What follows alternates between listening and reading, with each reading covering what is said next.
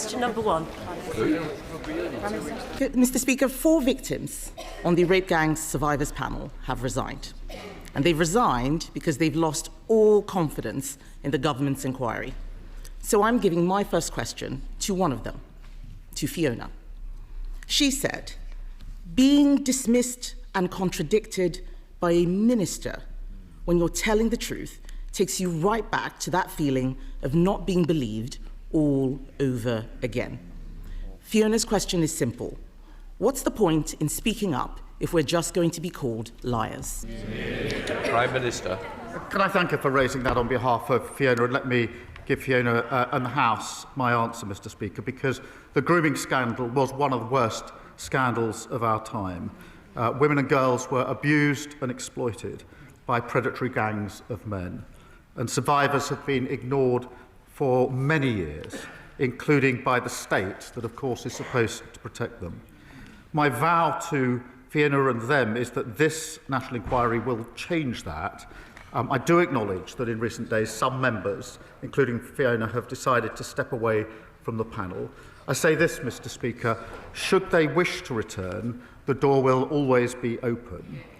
But even if they do not, we owe it to them and to Fiona and to the country to answer the concerns that they have raised. The inquiry is not and will never be watered down. Its scope will not change. It will examine the ethnicity and religion of the offenders, and we will find the right person to chair the inquiry. Mr. Speaker, I doubt she'll be satisfied with that answer. He says that they could return to the panel if they wish to. Why would they do that? The government has been engaged in a briefing war against survivors. Elizabeth. Oh, really? They say shame. Why don't they listen to what Elizabeth had to say? Why don't they listen to what Elizabeth had to say? Elizabeth, who was abused in Rotherham from the age of 14, had this to say, and I quote, "The government has created a toxic environment for survivors." They were looking for answers from the Prime Minister, and what they've heard is Labour MPs saying shame at their words. What we're trying to do is to get this right and have an inquiry with survivors at the heart. As the Safeguarding Minister told the House yesterday, that's obviously not easy. They've all come with difficult experiences. There are a wide range of views, understandably, and every survivor does bring their own painful experience to this. The survivors met the prospective chairs this week, and we want to have them to have the chance to engage.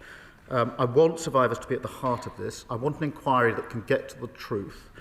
These are the hard yards, I accept that, but I want to press on and get this right. Now, one of the victims has quit. Contrary to what the Prime Minister's just said and what the Home Secretary wrote this morning, they believe that the inquiry will downplay the racial and religious motivations behind their abuse. Aren't the victims right when they call it a cover-up? Mr. Speaker, my priorities are listening to and standing up for the survivors. That's why we're doing the work on the inquiry. That's why we've reopened the criminal cases, why we brought in mandatory reporting. But I would gently remind them they had 14 years in office. They barely mentioned this issue. And where there were inquiries, they failed to act on them. We have done more in the time we've been in office than they did in 14 long years. Masterson.